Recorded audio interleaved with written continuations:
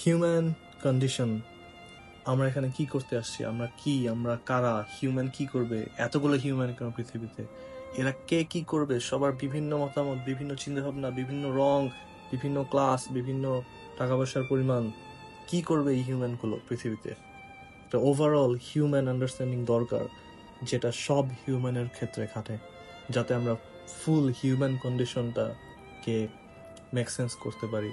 অনেকে বলতে পারে যে হ্যাঁ, পৃথিবী অনেক কিছু জানি, স্পিসিস অনেক কিছু জানি, সব নামকরণ হয়ে গেছে, এলিমেন্টস বের হয়ে গেছে, প্ল্যানেটস গুলো এখন ট্রাভেল করা হচ্ছে।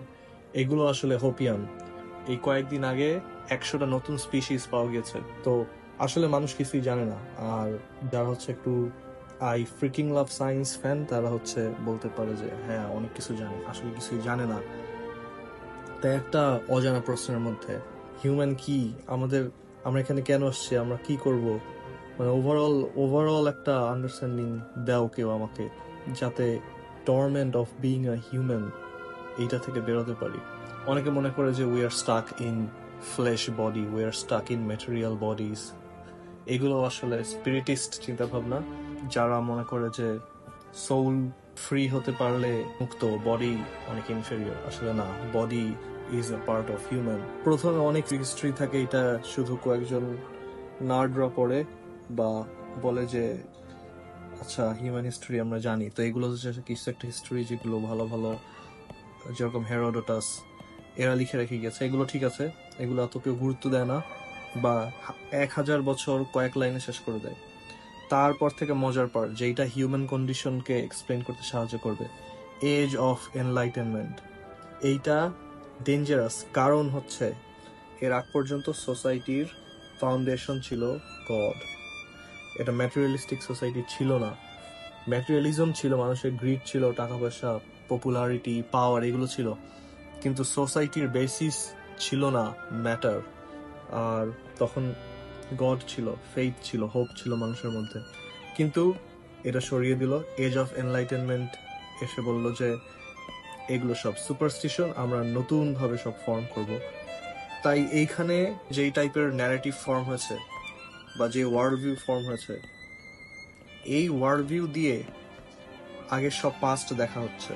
যেরকম হেরোডোটাস, এ যদিও ট্রু হিস্টোরি লিখে যায়, বা প্লাইনি যদিও ট্রু ন্যাচারাল হিস্ট্রি লিখে যায়, নেচার রিলেটেড, এইগুলোকে এজ অফ এনলাইটেনমেন্টের ওয়ার্ল্ড ভিউ দিয়ে ডিটারমাইন করবে। এর মানে হচ্ছে হেরোডোটাস একভাবে হিস্টোরি এক্সপ্লেন করলো যেখানে সেন্টার হচ্ছে গড, বা হিস্টোরিটা মেক সেন্স করার জন্য you have to include God. তারা হচ্ছে এটা গড সরিয়ে দিয়ে হেরোডোটাসকে একটা, মনে করো, আই উইটনেস হিসেবে দেখলো, হিস্টোরিকে হিস্টোরিয়ানে রিডিউস করে ফেললো।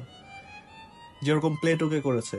প্লেটো বা সক্রেটিস, এরা হচ্ছে অনেক ভালো ভালো জিনিস বলেছে, কিন্তু যখন এজ অফ এনলাইটেনমেন্টের ওয়ার্ল্ড ভিউতে দেখে, তখন এইগুলোকে ট্রুথ হিসেবে না দেখে এগুলোকে দেখে হচ্ছে প্লেটো এবং সক্রেটিসের অপিনিয়ন।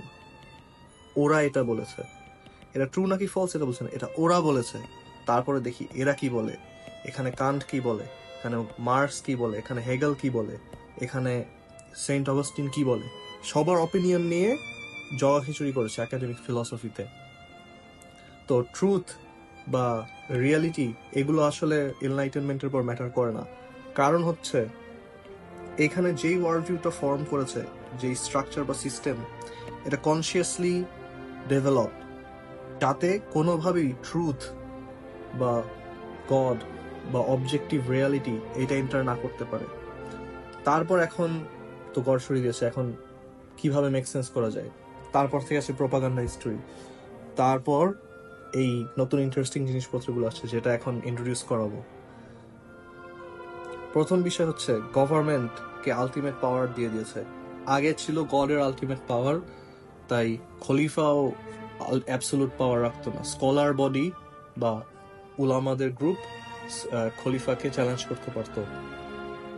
যেরকম শেখ আব্দুল কাদের জিলানী বাগদাদের খলিফাকে চ্যালেঞ্জ করেছেন। তারপর অনেক স্কলার রুলারদের এগেইনস্টে গিয়ে টর্চার হয়েছেন, কিন্তু রুলারদের সাপোর্টে যায়নি। তো গভর্নমেন্ট বা রুলারদের এত পাওয়ার ছিল না। এজ অফ এনলাইটেনমেন্টের পর গভর্নমেন্টদের গড বানিয়ে ফেলেছে, তো এটার অ্যাবসলিউট পাওয়ার চলে আসছে। যেরকম এখন আমেরিকা দেখো পুরো গড লেভেল আছে, যাই সে তাই করতে পারে। তারপর হচ্ছে ইজেন্ট রিয়েল দেশটা, এর একটা মানে ল আছে ওদের বইয়ে যে যদি কেউ বেশি ঝামেলা করে আমরা নিউক্লিয়ার বোমা দিয়ে উড়াই দিতে পারবো। এটা হচ্ছে লিগাল, যাতে কেউ প্রশ্ন করতে পারে না, বলবো যে ও এটা তো আমাদের লই লেখা, এটা তো লিগাল। তো এর একটা সেলফ রেফারেন্সিয়াল হয়ে গেছে যে গভর্নমেন্টই হচ্ছে গভর্নমেন্টকে জাস্টিফাই করে, গভর্নমেন্টই গভর্নমেন্টের কাজকর্মের পলিসি বানায়। এইটা হচ্ছে অ্যাবসোলুট ট্রুথ না, কারণ এরা কোনো অ্যাবসোলুট ট্রুথ অনুযায়ী চলে না, কারণ গড ইজ ডেড যেটা বলেছে ফ্রেডরিক নিচা। এটা দিয়ে এটাই বোঝাচ্ছে যে এখন সোসাইটিতে গডের কোনো দরকারই নাই, এখন সব হিউম্যানরা নিজে নিজে তাদের লাইফ বানায়, নিজেদের ভ্যালু নিজেরা সেট করে, লাইফের মিনিং নিজে দেয়, নিজের ইচ্ছা মতো অপিনিয়ন চুজ করে, যেটা ভালো লাগে ওইটা নেয়। এরকম করে করে তারা সোসাইটি ফর্ম করেছে এজ অফ এনলিগমার পর থেকে। তাই গভর্নমেন্ট গেল, এরপর হচ্ছে সায়েন্টিস্টরা হচ্ছে আমাদের নতুন সোসাইটির প্রফেট। তাই আগে হচ্ছে মেসেজ নিয়ে আসতো ফ্রম হেভেন্স যে এইটা হচ্ছে ট্রুথ, এটা সবাই মানো। সায়েন্টিস্টরা এখন হেভেন্স থেকে নলেজ ট্রুথ নিয়ে আসে, রেভেলেশন নিয়ে আসে।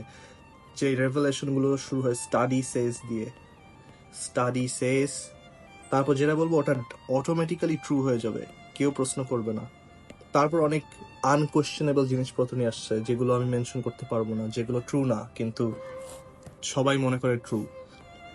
তাই সায়েন্টিস্টরা এখন অবজেক্টিভ ট্রুথ বহন করে। সায়েন্টিস্টরা মানে একটা, এটা লক্ষ্য করবে, এটা এই বইটা আছে, তো এটা এই বইটা চাইলে তোমরা সবাই পড়তে পারো, সায়েন্স ডিলিউশন। এটা হচ্ছে বাই ডক্টর রুপার্ট শেলড্রেক হচ্ছে উনি একজন হার্ভার্ডের সায়েন্টিস্ট, তো উনি মানে বোগাস কেউ না। তাই হ্যাঁ, ও রুপার্ট শেলড্রেক মেনশন করেছেন যে একটা সায়েন্সের একটা লিঙ্গুইস্টিক ট্রিকারি চলে আসছে, যেটা করেছে প্রোপাগান্ডিস্টরা। তাই যারা হচ্ছে আমার ওই লেকচারটা দেখেছো on propaganda by Edward Bernays, ওখানে সায়েন্স কিভাবে ডিস্টর্ট করতে দেখেছে। তো সায়েন্টিস্ট, মনে করো যে গ্রুপ অফ সায়েন্টিস্টই ধরো যে 4 জন সায়েন্টিস্ট একটা ফাইন্ডিং পেয়েছে, এটা হচ্ছে ফাইন্ডিংটা সায়েন্টিফিক ধরে নিলাম, আইডিয়াল সায়েন্টিফিক মেথড ইউজ করেছে। প্রথমে হচ্ছে হাইপোথিসিস, তারপর এক্সপেরিমেন্টেশন, তারপর রেজাল্ট, তারপর এরকম করে একটা মেথড দিয়ে একটা কনক্লুশন পেয়েছে। এইটাকে কিভাবে রিপ্রেজেন্ট করবে মিডিয়ায়? সায়েন্স সেস। এটা কেন বলবে? সায়েন্স তো কথা বলতে পারে না। এই 4 জন সায়েন্টিস্ট বলেছে মিয়া, এই সায়েন্স সেস কিভাবে আসলো? সায়েন্সের তো কোনো সায়েন্স তো কোনো এন্টিটি না যে কথা বলতে পারে। সায়েন্স হচ্ছে সায়েন্টিফিক মেথড, যেটা একটা মেথড অফ অবজারভেশন। এইটা এর একটা মেথড, এটা দিয়ে তুমি এটা ভুল করলে ভুল আসবে, এটা ঠিক করলে ঠিক আসবে। এটা নেসেসারি না যে সায়েন্স করে যেটা পাবো ওটাই ঠিক হবে। তো রুপার্ট শেলড্রেক এটা মেনশন করেছে যে সায়েন্টিস্টকে সায়েন্স বানিয়ে দিয়েছে, এই কারণে কখনো ট্রু সার্টেনিটিতে পৌঁছানো যায় না। কয়েকজন সায়েন্টিস্ট বলে কফি লাইফ স্প্যান বাড়ায়, কয়েকজন সায়েন্টিস্ট বলে কফি লাইফ স্প্যান কমায়, কয়েকজন সায়েন্টিস্ট বলে এক্সারসাইজ করো, কয়েকজন সায়েন্টিস্ট বলে এক্সারসাইজ ছাড়ো, কয়েকজন এরকম মানে অনেক কন্ট্রাডিকশন চলে আসছে। আর দুই পক্ষই বলে যে সায়েন্স সেস। অনেক ইন্টারেস্টিং। নতুন সোসাইটির সেন্টরা হচ্ছে জার্নালিস্ট, এরা হচ্ছে এই সায়েন্টিস্টের কথাগুলোকে অনেক সুন্দর করে একটা নিউজ আর্টিকেলে ছাপায়। এখানে কফির ছবি দিবে, তারপর এখানে বাংলায় টাইটেল দিবে কফি থেকে দূরে থাকুন এরকম, তারপর নিচে লিখবে যে একটা গবেষণায় পাওয়া গেছে যে সায়েন্টিস্ট এগুলো পেয়েছে, এগুলো দেয়ারফর আপনি কফি খেন না, চিন্তিত হবেন না, প্রশ্নবোধক চিহ্ন, নিচে হচ্ছে এয়ারটেলের অ্যাড। এইটা হচ্ছে এখনের জার্নালিস্টদের কাজ। শুধু বাংলাদেশ না, পৃথিবীর সব জার্নালিজম এখন এই আমাদের নতুন রিলিজিয়ন। এটা হচ্ছে একটা রিলিজিয়ন, অন্য রং দি, সুন্দর রং। এটা হচ্ছে একটা রিলিজিয়ন, এই রিলিজিয়নের পার্টগুলো প্লে করে। তো এই রিলিজিয়নের স্কলার্স এবং সেইন্টস হচ্ছে জার্নালিস্ট, যারা গভর্নমেন্টের কথাগুলোকে পাবলিকের কাছে ছড়িয়ে দেয়, সোশ্যাল সার্ভিস করে, পিপলস বেস্ট ইন্টারেস্ট। তারপর প্রফেটদের কথাগুলো মানুষের কাছে ছড়িয়ে দেয়।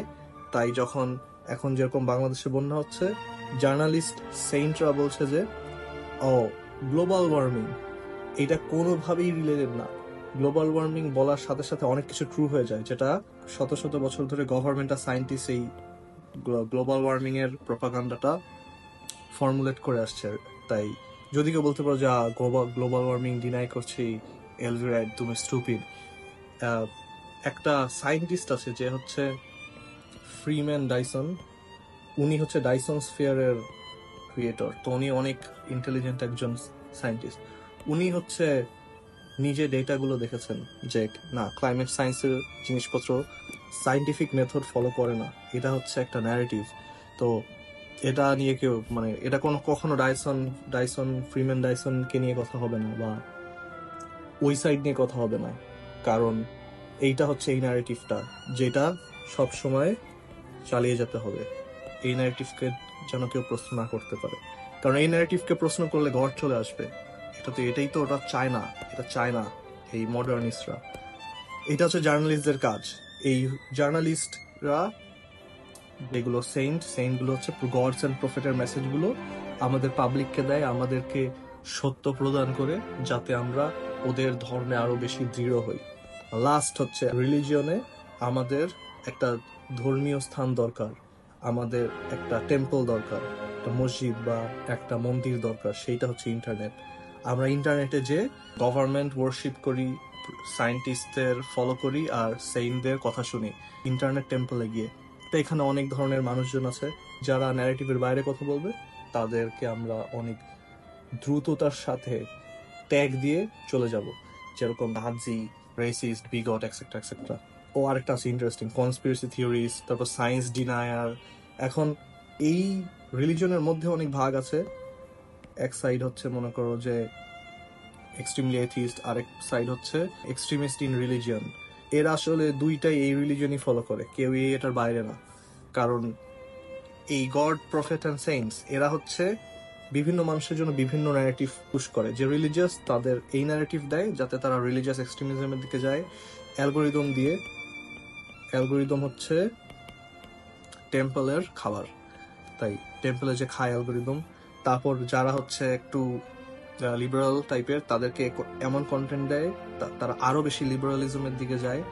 তারপর যে হচ্ছে একটু অথরিটেরিয়ান স্টেট পছন্দ করে, তাদের মনে করো যে অ্যাড অফ ড্যাশের ভিডিও দেয় যাতে তারা আরো বেশি অনেক ইউজেনিক্স, তারপর এলিটিজম, চোজেন রেসের দিকে চলে যায়। যে হচ্ছে ইনসিকিউর, তাকে হচ্ছে এমন ভিডিও দেয় তার ইনসিকিউরিটি আরো বাড়ে, এবং সেটার পিছনে আরো সায়েন্টিফিক বেসিস দেয় যে হ্যাঁ অ্যানোরেক্সিয়া, তারপর জ লাইন, তারপর কি আছে বিএমআই, তারপর মাসল মাস, ক্যালোরি। মেন বিষয় হচ্ছে মানুষের মধ্যে কখনো ইউনিফিকেশন চাইবে না, কিন্তু সবাইকেই সাবসার্ভিয়েন্ট রাখতে চাই এই ফুল সিস্টেমের মধ্যে। তো হ্যাঁ, এটাই হচ্ছে এখনের হিউম্যান কন্ডিশন। আর আমাদের এখান থেকে বের হতে হবে, কিন্তু কতজনই বা বের হতে চায়, এটা হচ্ছে প্রশ্ন।